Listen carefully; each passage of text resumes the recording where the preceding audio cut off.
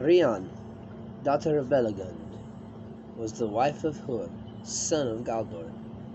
She was wedded to him 2 months before he went with Hurin, his brother, to Nerniath, Arneodad. When no tidings came of her lord, she fled into the wild, but she was aided by the grey elves of Mithrin. And when her son Tur was born, they fostered him. Then Rhiann departed from Hithilim, and going into the Hadenigin, she laid herself down upon it and died. Morwen, daughter of Bargund, was the wife of Hurin, lord of Dorlomin, and their son was Túrin, who was born in the year that Baron Ekiamo came upon Luthien in the forest of Neldaroth. A daughter they had also who was called Lalieth, which is laughter, and she was beloved by Túrin, her brother. But when she was 3 years old, there came a pestilence to Hithilim, born on an evil wind out of Angband, and she died. Now, after the Ninetharudian, Morwen abode still in Dorlomin, for Túrin was but 8 years old, and she was again with full child. Those days were evil. The Easterlings came, that into Hithilim despised the remnant of the people of Hador, and they oppressed them. They took their lands and their goods, and enslaved their children. But so great was the beauty and the majesty of so great was the beauty and majesty of the Lady of Dorlomin that the Easterlings were afraid, and dared not to lay hands upon her or her household. And they whispered among themselves, saying that she was perilous, a witch skilled in magic and in league with the elves. Yet she was now poor and without aid, save that she was succored secretly by a kinswoman of Hurin named Adin, whom Broda, an Easterling, had taken as his wife. And Morwen feared greatly that Túrin would be taken from her and enslaved.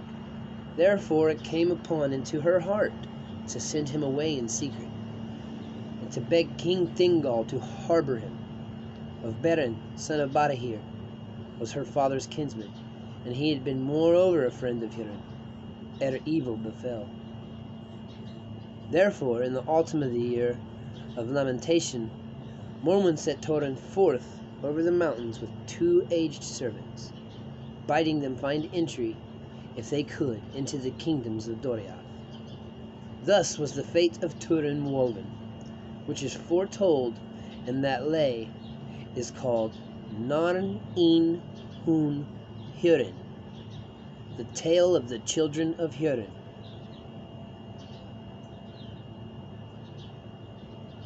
And is the longest of all the lays that speak of those days. Here that tale is told in brief, for it is woven with the fate of the Silmarils and of the elves. And it is called the Tale of Grief, for it is sorrowful, and in it are revealed most evil works of Morgoth Balagor.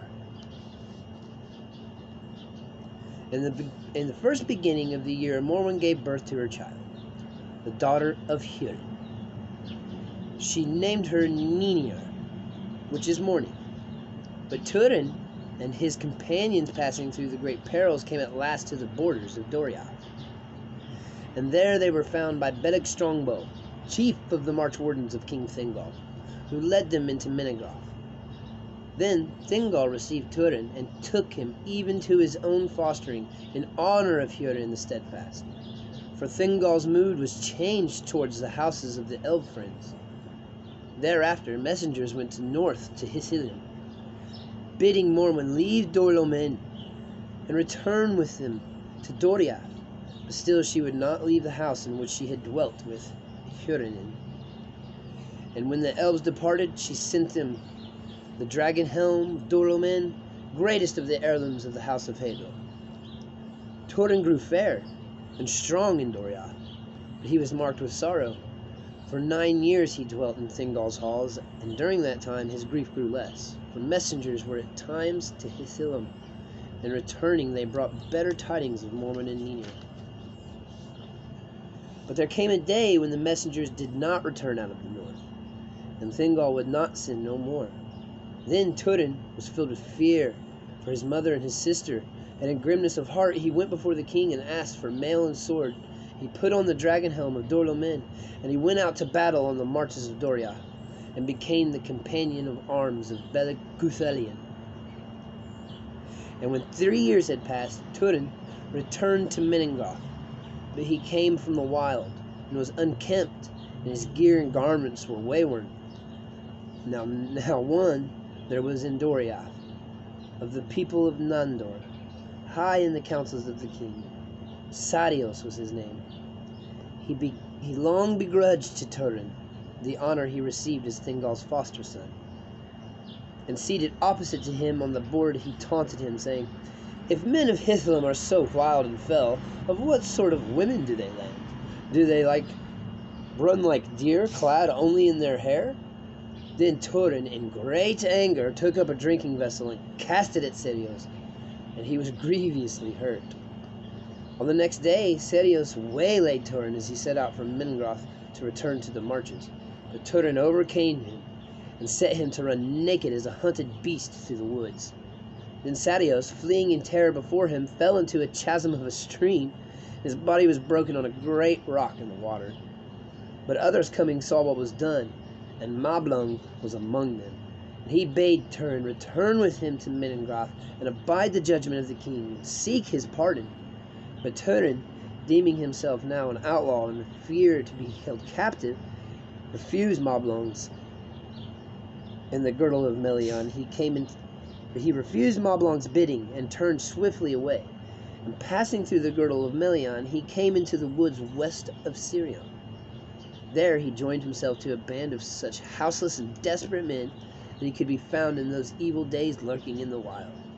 And their hands were turned against all who came in their path, elves, men, orcs alike. But when all that had befallen and was told and searched out for Thingol, the king pardoned Túrin, holding him no wrong. In that time, Beleg Strongbow returned from the north marches and came to Menengoth, seeking him. And Thingol spoke to Beleg, saying, "I grieve Guthalion, for I took Hurin's son as my son, and so shall I remain, unless Hurin himself should return out of the shadows to claim his own. I would not have any say that Túrin was driven forth unjustly into the wild, and gladly would I welcome him back, for I loved him well." And Beleg answered, "I will seek Túrin until I find him. I will bring him back to Menengoth, if I can, for I love him also." Then Beleg departed from Menengoth, and far across Beleriand he sought in vain for tidings of Túrin through many perils. But Túrin abode long amongst the outlaws, and became their captain. He named himself Nathan the Wronged. Very warily they dwelt in the wooded lands of the south of Telligen. But when a year had passed since Túrin fled from Doriath, Beleg came into their lair by night. It chanced at that time Túrin was gone from the camp, and the outlaws seized Beleg and bound him, and treated him cruelly, for they feared him as a spy of the king of Doriath. But Túrin, returning and seeing what was done, was stricken with remorse for all their evil and lawless deeds. He released Beleg, and they renewed their friendship, and Túrin forswore thenceforward war or plunder against all save the servants of Angband. The servants of Morgoth, which is who Sauron served, Morgoth. Then Beleg told Túrin of King Thingol's pardon, and he sought to persuade him by all means that he might return with him to Doriath, saying that there was no great need of him or his strength in Valar on the north marches of the realm. Of late, the orcs have found a way down out of Tara Nufin, he said. They have made a road through the pass of Anak. I do not remember it, said Túrin. Never did we go so far from the borders, said Beleg. But you have seen the peaks of the Crisegrim far off, and not to the east the dark walls of Gorgoroth. Anak lies above the high spring of Mindeb, a hard and dangerous road, yet many come by it now, And Dimbar, which was used to be in peace, is falling under the Black Hand, and men of Brethil are troubled. We are needed there. But in his pride of his heart, Túrin refused the pardon of the king, and the words of Beleg were of no avail to change his mood. And he, for his part, urged Beleg to remain with him in the lands of the West Syrian. But that Beleg would not do, and he said, "Hard you are, Túrin, and stubborn. Now is the turn mine. If you wish indeed to have your strong bow beside you, look for me in Dimbar, for thither I shall return." On the next day Beleg set out, and Túrin went with him a bow shot from the camp. But he said nothing. "Is it farewell then, son of Túrin?" said Beleg. Then Túrin looked westward, and he saw far off the great height of Amon Rud. And unwitting of what lay before him, he answered, "You have said, 'Seek me in Dimbar,' but I say, 'Seek me on Amon Rud.' Else this is our last farewell." They parted in friendship, yet in sadness. Now Beleg returned to the 1,000 caves, and coming before Thingol and Melian, he told them of what all had befallen, save only his evil handling by Túrin's companions. Then Thingol sighed, and he said, "What more would Túrin have me do?" "Give me leave, Lord," said Beleg. "I will guard him, and guide him as I may. Then no man shall say that elven words are lightly spoken, nor would I wish to see so great a run to nothing into the wild." Then Thingol gave Beleg leave, as he would do, and he said, "Beleg Cuthulian, for many deeds you have earned my thanks, but not the least is the finding of my foster son. And at this parting, ask for any gift, and I will not deny it to you." "I ask then for a sword of war," said Beleg, "for orcs come now too thick and too close for a bow only, and such a blade as I have is no match for their armor." "Choose from all I have," said Thingol, "save only Araruth, my own." Then Beleg chose Angalek, and that was a sword of great worth. And it was so named because it was made of iron that fell from heaven as a blazing star, and it would cleave all earth-delved iron. One other sword only in Middle Earth was like to it. That sword does not enter into this tale, though it was made of the same ore by the same smith, and that smith was Eol the Dark Elf, who took Ardel, Turgon's sister, to wife.